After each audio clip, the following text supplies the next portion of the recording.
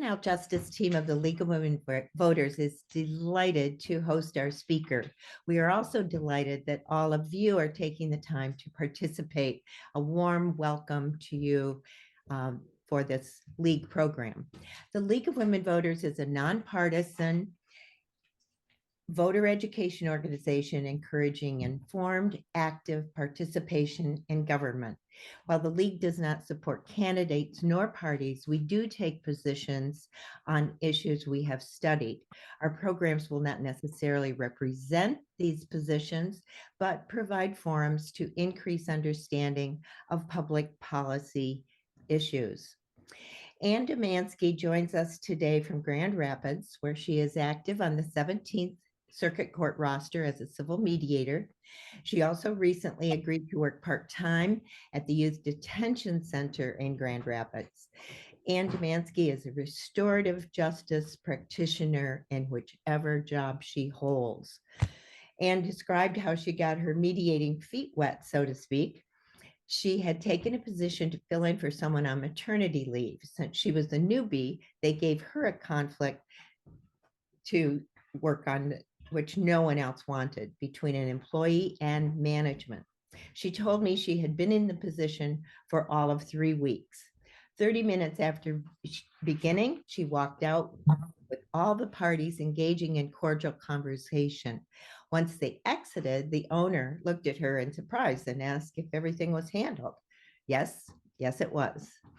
Anne has mediated scores of civil court cases, criminal cases, agricultural, civil rights cases, neighbor-to-neighbor disputes, and more. The largest community mediation session she handled involved 36 people, a community in conflict with property management. Very soon, they had reached an agreement, and she was later informed that even 5 years afterwards, people were still talking about it. Anne's educational focus is in civil rights and conflict resolution. As part of her BA degree, it was required that she intensely study mediation and negotiation from 5 countries and in 5 different disciplines. This intensity proved very helpful when working with NORC, National Opinion Research Center at the University of Chicago, managing research teams. So let's get started. Please hold your questions and comments until Anne has completed her presentation. Certainly feel free to use the chat at any time. We will circle back to your questions and the chat after Anne speaks. The program of particular interest to us today was a pilot program at Wyoming High School with 43 students, many of whom were 10th graders. And strategies with these teens use restorative justice.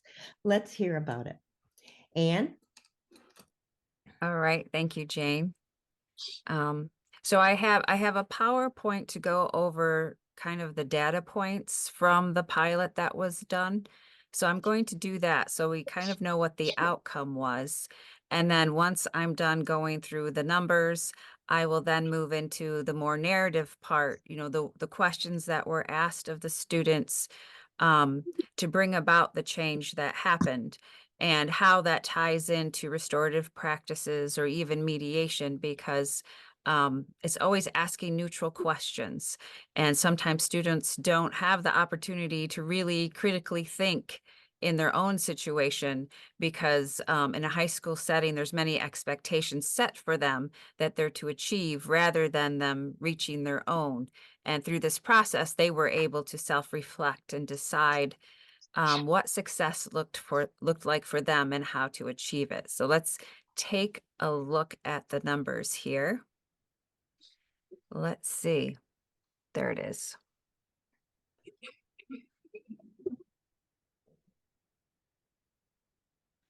And let me get to.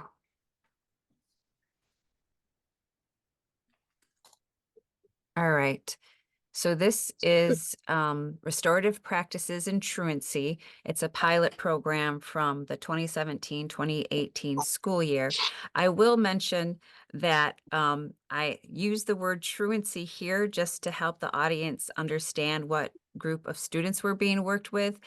But when actually running the program. It was called an attendance program because the word truancy has negative connotations. And so even if the students came into my office and they go, I'm here because I'm truant, I would say, well, we're here to talk about attendance. And I would, to my best ability, avoid the word truant.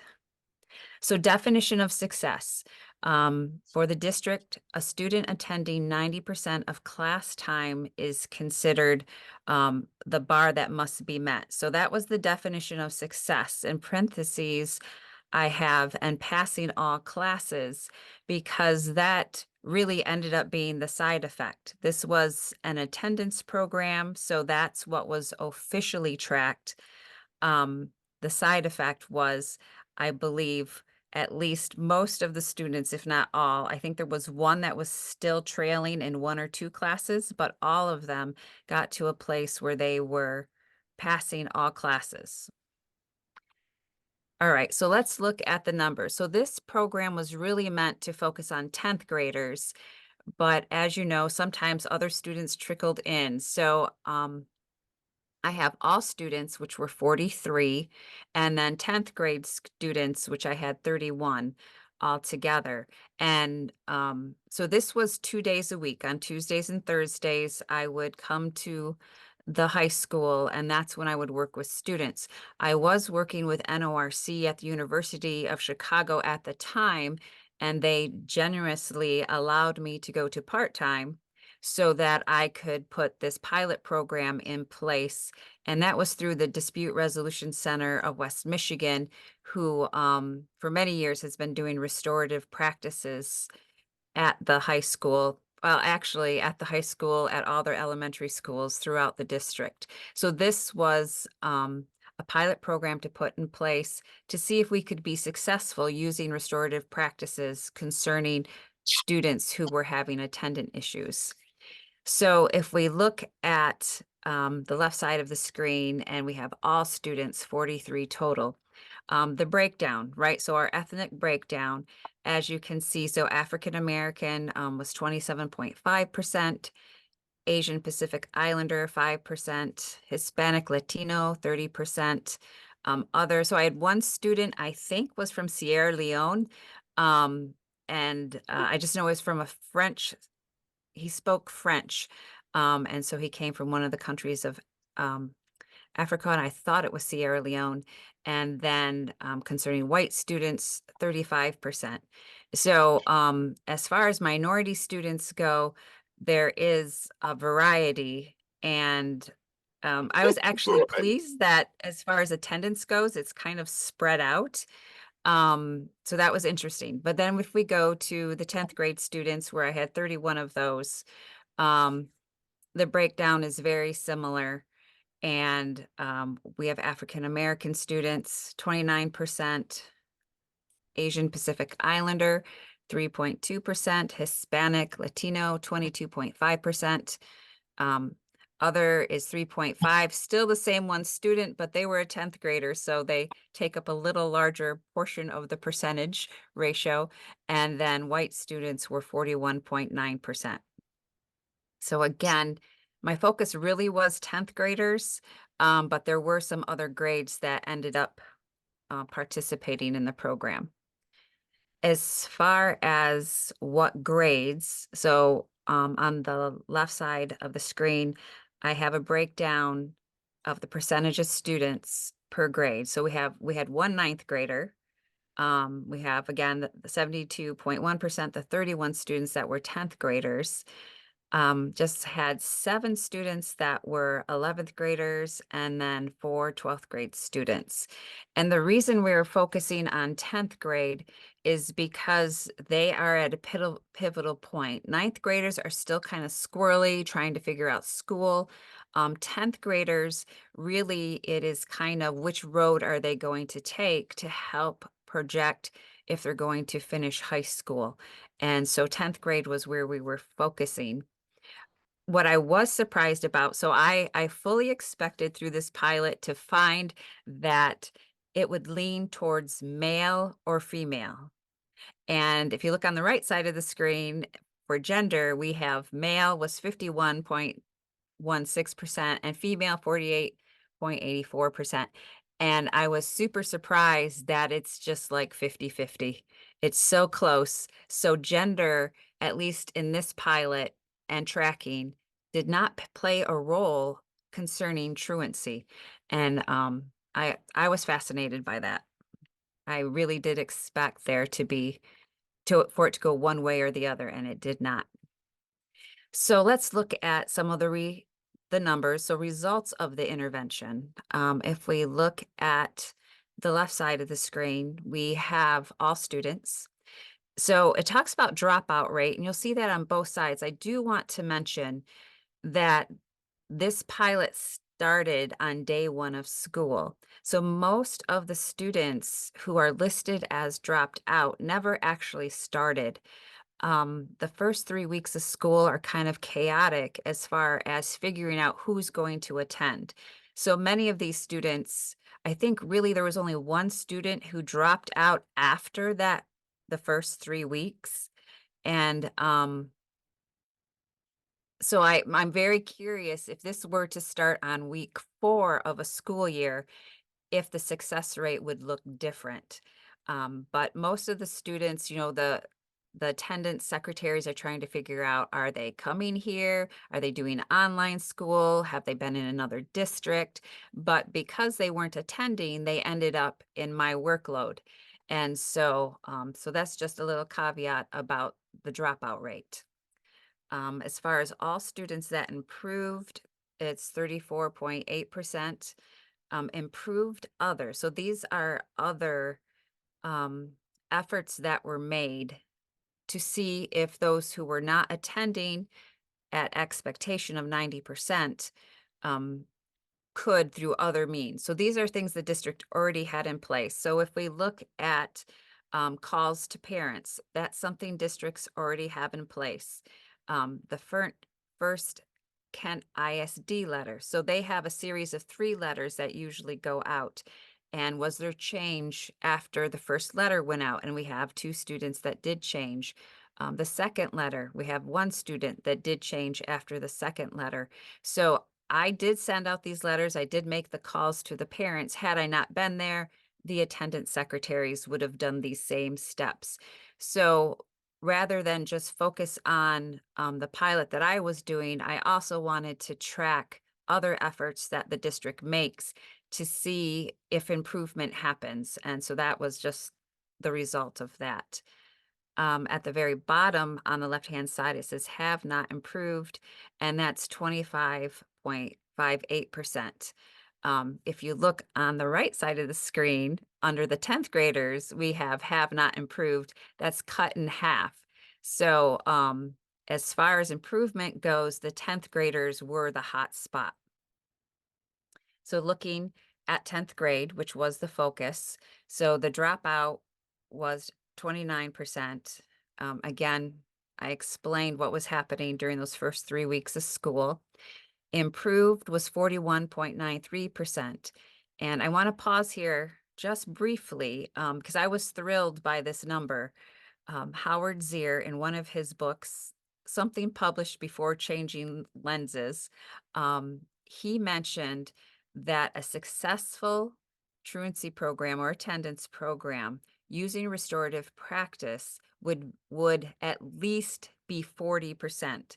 So this being a pilot and it meeting 41.9%, I was thrilled because I was expecting it to be 30 something because it was a pilot, but to meet that 40% threshold that Howard Zier said was a successful program, I was really pleased with that. Improved other, it's the same as the left side of the screen. They were all 10th graders that received a call to parent, the first Kent ISD letter, and then the second Kent ISD letter. So let's see here. It is not moving forward. There we go. Nope, just a minute. I'm going to have to try that again because it hopped. Let me see here. All right, I'm going to stop share and go back because it's not doing that. So let me try again. Because there are still more numbers to talk about here. Let's see.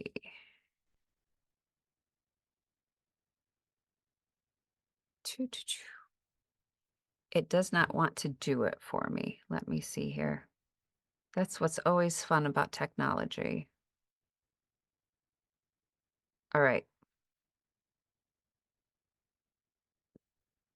All right. So as a reminder, the definition of success within this data fact sheet is improved, means that student is now attending 90% of class time, or they are attending twice as often as they had prior. So example would be student came to school 2 to 3 days out of a 5-day week. Now they are attending at least 4 days weekly. And the reason that caveat is in there is one of the students that I was working with had PTSD, and they really did step up to the plate, even when they were given permission by parents to stay home. They had decided for them that success would be coming to school at least 4 days a week, and they needed that one day, that like pass, if they were really having a tough time to not come. And for me, I'm like, if you're coming 4 days a week rather than 2 or 3 days a week, I mean, that's a complete win. So he went from missing 2 to 3 days a week to missing maximum one day a week. I also had the privilege of talking to the student at the end of their junior year. I happened to stop at the school to pick something up. They were in the hallway. They're like, "Hey, Mrs. Domanski." And they said, I don't know about coming back for my senior year. And we talked about it a little bit. And they're like, "I'm not going to be able to get into college because of the grades he had prior." And I said, "Have you shown improvement every step of the way?" He's like, "Well, yeah." I said, "Colleges look at that." And so through this conversation, he had, at least at that point in time, said, "Okay, I'm going to come back for my senior year and I'm going to do the best I can." So I was just thrilled at the decisions this young person made, and whether they were able to get up to 5 days a week, I'm not sure. But coming 4 days a week rather than 2 or 3 days a week was a big win. And then improved other means that I still conducted the listed interventions, and the student is now attending 90% of class time. And those were the call to parents and the district letters. And so here is just a little information about me, my email address, and my phone number. If someone does want to contact me, I can put that information in the chat a little later. All right, so now I will go to just kind of sharing the narrative of what happened. So you got to see the numbers. We'll talk about the narrative a little bit. Um, One of the main things when a student came in was to explain to them that the reason there's a 90% attendance threshold is because attending less than that interferes with success. It interferes with graduation rates, being able to get a job. And so there were a list of different data sets that I'd kind of talk them through. Um, Once that happened, I would say, okay, so if you were to attend a high school, is Wyoming High School where you would want to attend?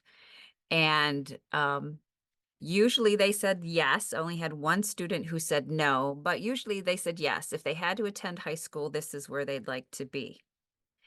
And I'd ask them, so if this is where you'd like to attend, um, would you like to be successful? And they're like, yeah, I'd like to be successful. All right. What does success look like for you? And every student has a different answer to this. And it was important that they define what success looks like for them. We know what teachers might say. We know what the principal might say. We know what a parent might say.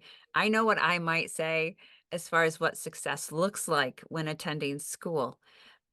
but each student got to pick what that looks like. So as they're talking, I'm taking notes, what success looks like, because this information is going to be used later to put a plan together. And so once they finish sharing what success looks like, I'd say, well, how do we get there? And so we would talk about how do we get there, and we'd go over each thing, and an agreement would be put together. And what's really important to know is that this agreement wasn't put together so that they would be held accountable to a point where there could be negative consequences. What would happen is I'd meet with them in a week or in 2 weeks, and we'd go over the agreement. I mean, I would just show it to them and say, how are you doing? And we'd go through each step and say, is this still applicable? Were you successful with this? Does this need to change? Did this work out? And we just go through each one, because this is not my goal sheet, it's theirs. And sometimes they say, oh, no, I wasn't successful with that, but I still want to work on it. I still want to work on it. Okay, we'll keep it. Something else, they might say they still want to work on it. And I'll say, well, could it be changed a little bit, or do you think the plan is still good? Most of the time it's still good. Sometimes I say, no, I need to change that a little bit. And so it was really up to them to be successful in this. So I want to share a couple stories, and stories are always fun. And one of the 11th graders that I ended up working with had had 5 different adults working with them, and the principal was exasperated and said, "Can you do something with this student?" And I'm like, "Sure. When I have time, I will see if I can add them to my list and grab them." And so it was a young man, and we talked. I gave my usual spiel, what does success look like, explaining. And when we started talking about what they could do different, or they couldn't figure out, they knew what they wanted to do, but they didn't know how. And so what I did is I got the dry erase board and I drew a timeline. And I said, okay, this is when you get up, one end, this is when you get up, this is when you go to bed. Now let's fill it all in. What do you do when you get up? And we wrote on the dry erase board step by step everything that this young person does. And I said, okay, where can you fit in change that you would like? So at some point in time, he decided that after dinner and before some other commitment, he could do homework. From the time he gets up to the time he did something else, he changed something so that he could be on time for school. And so we talked through this. And then 2 weeks later, I checked in with him to see how things are going. Now, the students I'm working with, what I start with is they're missing 2 or more days a week and they're failing all classes. So this is an 11th grader who's failing all classes. And he comes into my room. When they come in, I pull up their attendance record and I pull up their grades, and I just turn the computer towards them so they can see and say, okay, so this is what we have. Again, there is zero judgment or leading concerning this because it's a very neutral space. It's not good or bad. It just is facts. And he ended up grabbing his head, physically grabbing his head and yelling in my office. He was having a party and he's yelling, "C's, C's." He goes, "Do you know how long it's been since I've seen C's on my report card?" And so 3 of the 6 classes had changed from E to C. And he said, that's just for showing up, because he had made the commitment to show up every day for 2 weeks. And he did it. And because he was physically present, he could take quizzes. He was learning the material. And so it was great to see that. What ended up happening, so at the end of the school year, after they're successful for 30 days, which is attending and all their grades coming up, I don't track them anymore, because if they go back to any old behavior, the school will let me know and I will get them back on my caseload. But I stopped in that summer, and the principal, I like to say, almost accosted me, but he was just so thrilled. He said, "You have to see this. You have to see this." And I'm like, "What?" He said, "Come to the library." So he took me to the library, pointed in the library and said, "Do you see this? Do you see this?" And I said, "Yes." And it's the young man that I was just sharing about. He said he signed himself up for summer school so that he could graduate on time. And so, it's a beautiful thing to see these kids succeed. One of the other ones, and you can run into this, a student, we're talking about what does success look like, right? What does success look like for you? And he said 4.0, and I'm just like buttoning my lip because I'm like, that is not this young man talking. This is someone else talking, but that's not my place to say. So I ask him, well, so how do we work towards that if that's what success looks like? And after a few sessions together, he's still saying 4.0 is what success looks like. And finally, I ask him, where did that come from? And that's what my mom says. My mom says that I have the capacity to be a 4.0 student and I need to be a 4.0 student. And we're at 8 weeks into the semester and he's failing all of his classes. So getting to 4.0 is not going to happen at this point. And he failed all classes the prior semester. So we're talking a whole year will need to be made up if he fails all these classes. So I ask him, well, so what do you call success? What does success look like for you? And he thought about it for a minute and he said, passing all of my classes so that he doesn't have to take them again. And I'm like, okay, so how do we do that? And we sat down, talked through it, came up with a plan for him to pass. Passing is a D. That's all he needs to not take those classes again. And a meeting was called at some point between his parents and one of the guidance counselors, and I was asked to attend. Prior to the meeting, I asked permission because for the students, unless it's something that has to be mandatory reported, it's a confidential process. And I asked, I said, well, this is what we've worked on. Can I share our agreement at this meeting? Can I share what we've been working on? And he gave me permission to share. And so as we're in the meeting, the parents are kind of upset and they're talking about how he should be a 4.0 student. And at some point in time, I say, do you mind if I share? And I'm given permission to share. So I go through the process that the student had been going through for 6 to 8 weeks. I'm not sure how long at this point. And I show how the trajectory that with the plan he's put in place is going to land that by the last day of school, he will be passing all of his classes. And the mom became a little more sober and she decided that him passing those classes and not taking all those classes over again was more important than him having a 4.0. And that student felt empowered to do what it is he had decided to do. And the meeting ended with everybody on a good page. The last story I wanted to share, and this is just to give you a variety of how it impacts students.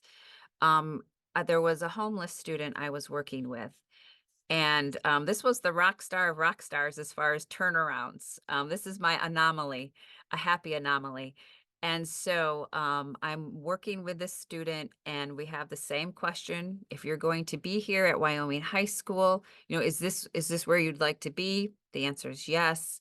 If you're going to be here, would you like to be successful? Yes. What does success look like for you? So we talked about it, and she was living in a house with two other families. They were sharing a house with someone who was gone to Florida, and they had allowed three other families to live there. And so during the day, the place where her and her sister slept, that was a different family was there during the day. And at night, that family went to the living room, and her sister went into that room to sleep.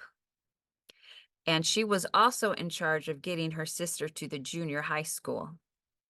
And so we talked about what time to get up. I don't fully remember all the things we talked about, but what ended up happening is she would set her watch for the alarm. and they had a dog, and she had started bringing the dog into the room with them to sleep.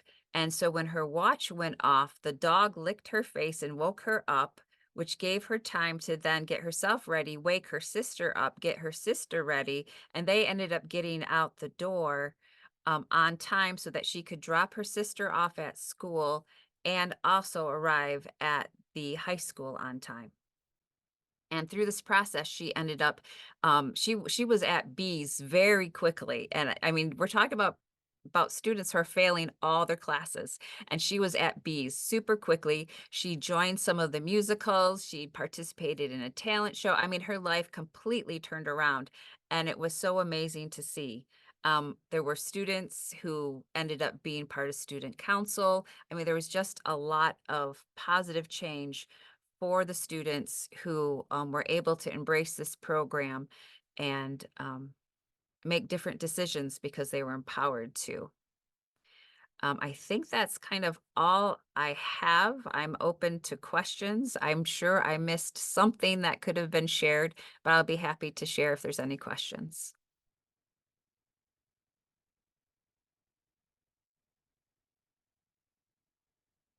Oh, Jane, you're muted. Okay, Philip, go ahead. And Philip's muted as well. Thank you, Anne, for these great stories. The stories make the whole program come alive in a way, don't they? They do. And I think there's some questions in the chat, but I have not been reviewing the chat. So I'm not Oh, sure if someone wants yeah. to look at that and see. Yes. But all right, Philip. Thank you for allowing me to figure it out. Thank you for your presentation. It never fails that when we hear about the application of restorative process, that we're uplifted by it. And so I thank you for that, because it's really gratifying to hear success stories. My question has to do with whether or not you are familiar with the restorative process that was implemented in the Kent County court system. Do you have familiarity with that? Do you know about whether it's still going, whether they're still using it?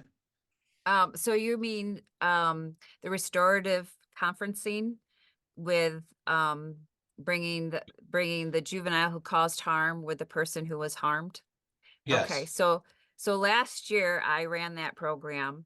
As far as I know, it's funny because I almost called and say, okay, what's happening with that? Sorry, I didn't. I would have, up-to-date information. So I ran that program through the end of October last year. And so I had the privilege of facilitating 20 or so of those restorative conferences. And the success rate for that is like 98%, as far as if they come to an agreement and the juvenile fulfilling that agreement. And, there's a lot of big takeaways from that program, but one of the palatable, significant things that happens is victims sleep better at night because they're able to ask the questions that they have spinning in their head. And so many people, what happened to them feels very personal because it was personal. It happened to them. And then they feel targeted. And when they get to meet the juvenile and the juvenile says what happened, even what led up to what happened, it brings a sense of relief because they realize they weren't actually targeted. And kids do things. They just do. This is part of the learning and growing process. And so really the benefit to victims going through that process is huge, as well as it is for the juvenile who has this opportunity to learn, build a conscientiousness about their decisions, learn how it affects others, and then also have the opportunity to make it right. It sounded like in your description of the truancy program that you customized the script to suit the context. Yes. Yep. In the juvenile program in Kent County, do they stick to the traditional script? I mean, you hear different approaches to it. Some people insist that you use that 5 and 7 question script. Other people deviate from that. I'm curious to see how you guys did that. So the agreement with Kent County is to use the IIRP, the International Institute of Restorative Practices, for those who don't know, to use their script. So the script is used every time. I have requested that if someone is facilitating, well, we like to have two. So we like to have two facilitators if possible. But I have requested that one of them be a mediator, because when it comes to the agreement portion of that process, there isn't guidance, right? So it is a conversation, and usually those conversations go well, but we're talking about, some high emotion things, and having a trained mediator to handle things and keep everyone safe, because that's the number one concern, or number one priority actually of a facilitator, that everyone is safe. They're safe physically, psychologically, that there's no additional harm, either for the person who caused harm or the person who was harmed. And so having a trained mediator in that agreement phase of that script, I think is really important. That's really, thank you so much. I appreciate it. Yes, thank you. And why don't we go to one chat question, then we'll go to the next question with your hand up, MJ. Did you have any African students who were not African American in this pilot project? Yes, that would be the one student that said other. I think he was from Sierra Leone, if I remember correctly. Okay. MJ, please unmute and you can ask your question now. Thank you. I actually have a few, mostly for context. Are you aware if the demographics of your group were representative of the school population? Yes, it was. Excellent. And I want to make sure I understood correctly in your narrative. All the students you were working with at the beginning of the intervention were failing all classes. Is that correct? They were. Yes. So there were some at the end. So as I had time, I would take other students. I think the most that had classes that were passing were probably half of the classes. Mhm. So, but the bulk of at least the first 25 students were failing all of their classes. Okay. And then I am curious, was there a control group at all, or were you working with all the students who met that criteria? Um, let's see. Can you ask that question again? Because it sounds like two different definitions. So Yeah, so was there any monitoring of students who met similar criteria who you were not working with and having these interventions with? no, there was no one else being tracked. So I was trying to reach all students who were missing two or more days a week, plus failing all classes. So that was the threshold for Mhm. the starting group. Okay. And the school did have around 900 students. I did forget to mention that. So I can't remember. It was 988. I'm not sure, but around 900 students was the student body for this high school. Okay, excellent. Thank you so much. I did have another question, but I see that Kathy is asking a similar question in the chat, so I'll go ahead and leave space for some other folks. Thank you for the context. All right, thank you. Thank you. And you gave us that number for the overall student population. What was the racial demographic for that breakdown? I'm looking at a question in the chat, Leah Mills. Right. I believe I don't remember. I mean, for the 900, so for the student body, it was similar to what my numbers were in demographic. So, I want to say, I don't know if I think it was 38% was Hispanic. And I mean, it was almost like thirds, right? Third Hispanic, third African American, third white. It was, I do have that information somewhere, but I'm sure it's buried, but it is somewhere. Thank you. Leah, are you okay with, is there anything further you wish to ask? Because you did mention that it was critical to know the proportions. Yeah, no, that's okay. I won't have her elaborate any further. I was just kind of wondering because if there is a small proportion of African Americans that's in the school, and then you're right, the number of individuals that's within this pilot program, then that really makes a critical difference, right? So, no, I'm okay with that. Thank you so much. Thanks. Great. Um, is there another one who would like to raise their hand, or shall we continue with the chat? For now, I'll continue with the chat. I believe Stacia, I believe that this was answered. If not, let us know, because Anne did give her definition of improvement, which was an individualized answer for each of the participants at the school. Are you okay with that definition? Good morning. Yes, I am. Thank you very much. Okay, great. Yeah. Well, I do want to say, I mean, the definition of success was attending 90% of class time. So if they had improved, if they were listed as improved, then that meant they were attending 90% of class time. Were there any other barriers to them attending school, like depression, anxiety, Yeah, so having to take care of siblings, anything like that? right. So the first story I shared about the 11th grader, he had Right. missed 2 weeks because grandma had an emergency, was very sick, and everyone else had to go to work. So he was the caretaker for grandma for 2 weeks. And you know, that's just the family dynamic. Plus we had the student who was homeless, um, the student with PTSD. All of these students ended up making decisions that empowered them to be successful at school.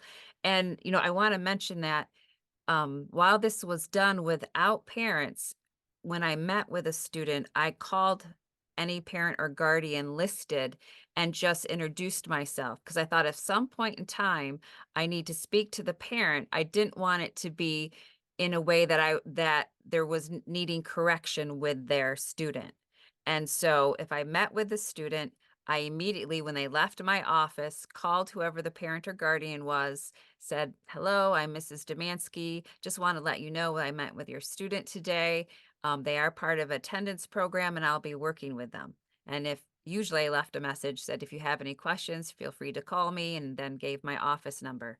So, so what's interesting is the situation with the students didn't change. So their living situation didn't change. What changed was them figuring out what they could do within the system that existed so that they could be successful at school. And I find that to be beautiful. Okay, thank you. I believe, Ms. Friant, I believe your next question in the chat about failing all of their classes at the beginning of the intervention was answered. Susan Randall, great presentation. Anne, are there one or two books or resources you would recommend to deepen our understanding of working with youth in this way? Oh, that's actually a tough question because I've studied so much. I've written quite a bit of material, and so it comes very natural for me. I appreciate the fact that I've been able to be a sponge to all these other great writers and put together the best of the best and then pull from it. Um, you know, Howard Zier's book, The Little Book of Restorative Justice, I read that semi-regularly just because it's such a refresher and it's like 68 pages long. And so I pull a little something out of it every time. My favorite book, which is my mediation Bible, it's called Conflict Across Cultures by Michelle. I'm trying to think, and I was going to have it by me. I bet you I left it on the kitchen table. I was going to try to have it by me so I could read it in case anyone asked about books. So it's Conflict Across Cultures. And what's fascinating about that resource is it was written by an international team. So there were 11 countries, I believe, represented. They started off, they talk about the struggle of working together. And my wonderful assistant just brought me my book that was left on the kitchen table. So it's Michelle LeBaron and Vashi Pillay or Pillay. But what is fascinating about this resource is different people wrote different chapters, but they also share their struggle as restorative justice practitioners, as mediators, as conflict resolution specialists, of working together because of the cultural differences that they had coming from all these different countries. And so I do call it my mediation Bible. I will not ever lend it out. It can never disappear. It needs to be with me at all times. And if I had one book that I would keep and all others had to go away, this one would stay. So hopefully that's helpful. Thank you. That's great. Kathy Wyatt asks about the economic breakdown for the students. Did you touch on that, or would you mind? And the second part is Kathy's asking, have you looked at reading levels and how that correlates with absenteeism? That's really a super important question. Okay. So what was the first? I'll The ask, first- I'll answer the second one, then tell me the first one. So I did not look at reading levels. This really was focusing on the power of restorative practices to empower students to make decisions for themselves that they can then be successful with. So no other factors were, the only factors were attendance and how many classes they were failing, and then restorative practices. All right. And then what was the first part of that question? Could you tell us the economic breakdown for the students?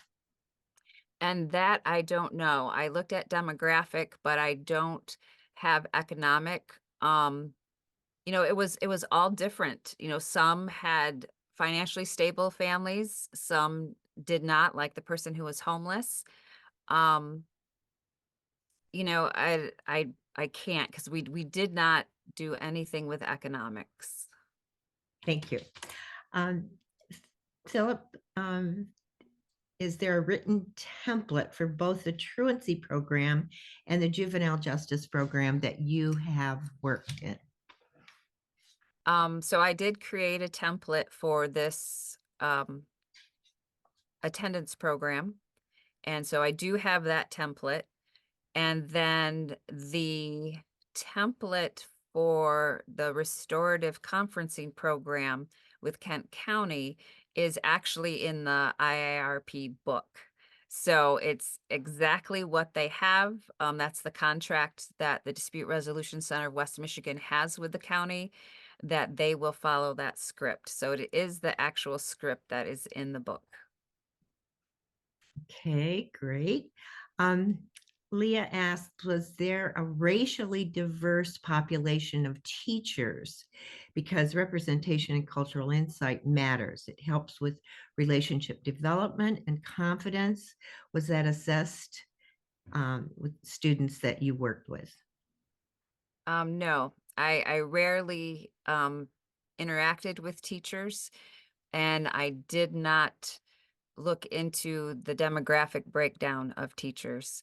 What I can say is, which just prompts me about teachers, is if a student was struggling with a teacher, to be clear, teachers sometimes have difficulty adjusting when a student is trying to do something better, something different, because they may have a long history with that student and it may not have been very productive. And so sometimes when students are making a change, a teacher may have difficulty accepting this change. So there are a few times that I would call a teacher, inform them that I'm working with this student, and ask if when they see positive behavior, like turning in assignments, showing up to class, that they welcome that change. Because there was some residual effects to old behavior that the teachers were still reacting to. And so I did do some of that. Philip sees that we are recording this presentation and it will be on the League of Women Voters Juvenile Justice page. I will be happy to circulate the link to those who have registered for this session. Question: has this presentation been made to school administrators throughout the state, and has it been shared with CDRPs? I don't know how to do that. So Philip, you might be able to help with that at some point. Or Anne, do you have any comments about that? I welcome the opportunity. That's Okay, great. that's about it. Now this is not at Wyoming High School right now, and I'll just let you know that it was due to staffing issues. So I left NORC at the University of Chicago full time to do this for this 1 year, and then would go back full time to the University of Chicago. And so my understanding is that they ended up having some staffing issues, and that's why this program didn't continue. It went for a semester, I believe, and then the person who was doing it had some change, and then they hired someone else, and it ended up being a staffing issue. And that's why this program did not continue in this form at the school. And I see Carolyn has her hand raised. Yes, go ahead, Carolyn. Muted. So in the beginning, you had said something about the program starting right away, and that it'd be interesting to see if it had started 4 weeks into the semester. The implication there is that you feel you might even had a higher success rate. Is that correct? Yes, because with 29% of the students dropping out, and all those, that was the first 3 weeks. I think there was one that was after that time period. So I am curious to see if the numbers would be different if it was started week 4, because that allows the district to figure out who are actually their students, who is showing up and going to be, who are they responsible for? That fourth Friday count of all the students. And with Carolyn, was there anything further with the book Conflict Across Cultures? Maybe we could put the spelling. You said Michelle LeBaron. Is it I put L? the authors. I put the authors in the. Oh, good. Okay. Sure. Oh, we there it go. is. Yep. Thank you. It's there for everyone now. And Philip is asking for your CV. Is that possible, Anne? Like right now. But I have more than one depending on on what people need to know. No, not right now, but you said you would welcome invitations, and if I had that information, you might well receive some. I tell you what, Philip, I will put my email address in the chat. And then if you would like to send me an email, I can do that. And anyone else is free to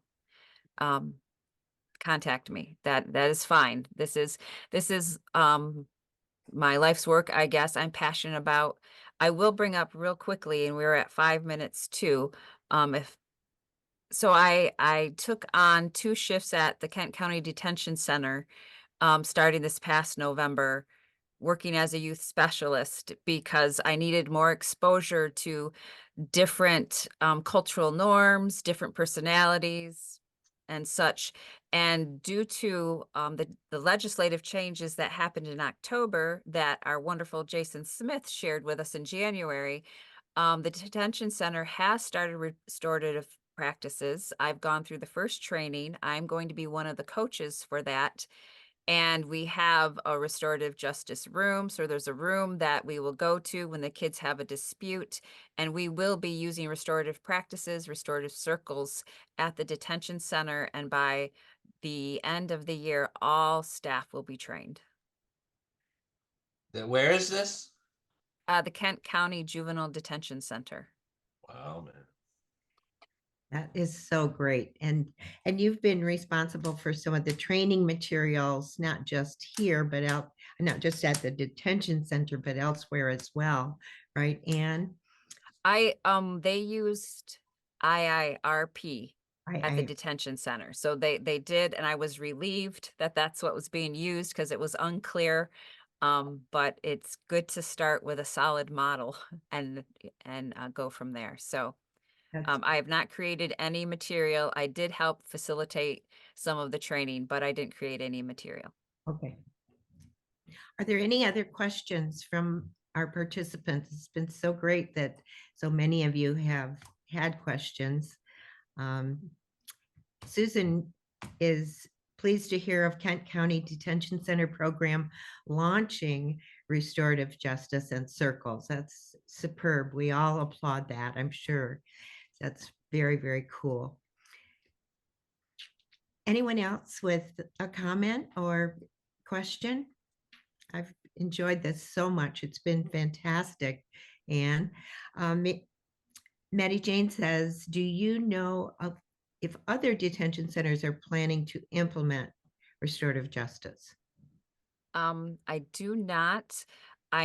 It seems like they would be because of the legislative changes, but I don't know that for sure.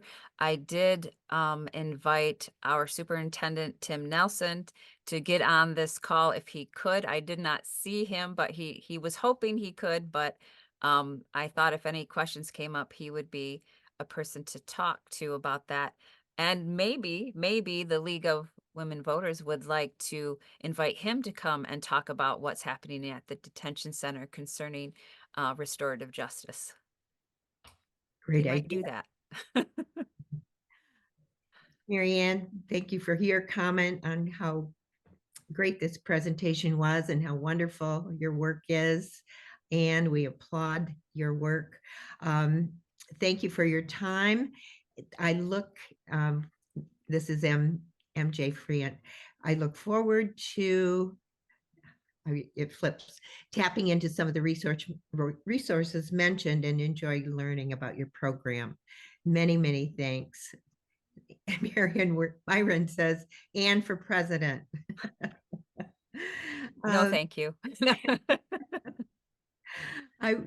And we're wondering if we use these practices at the Washtenaw County Detention Center. I thank you so much, Anne. This has been fantastic. I really, really appreciate all that you gave us this morning. We have Jackie waiting for a second or two. And Jackie, we really don't have a lot of time. And I'm wondering if you could mention a few things, Jackie Wolf, about Det Walton and the Park Ridge Community Center, but perhaps we could invite you back when we have a little more time. We typically close off at 10, but I hate to totally forget about you. Unmute yourself, Jackie, and I'll let you speak for a few minutes. But again, Anne, big applause. Appreciate your time, your energy, and your dedication to restorative justice. Okay, Jackie, Park Ridge. Maybe she's gone. Oh, you got to unmute, Jackie. I am having such technology problems today. It's impossible. I apologize for not being on earlier. I was trying and trying. Park Ridge Community Center, a wonderful resource in the community. The meetings happen every Monday from 10 to 11 a.m. It's an opportunity for many organizations to describe events and programs that are happening. They are youth-oriented, and anyone can join. Anyone can hop on to the meetings and be a participant. I respect the fact that this meeting is closing soon, so maybe I'll just leave it there unless anyone has a quick question.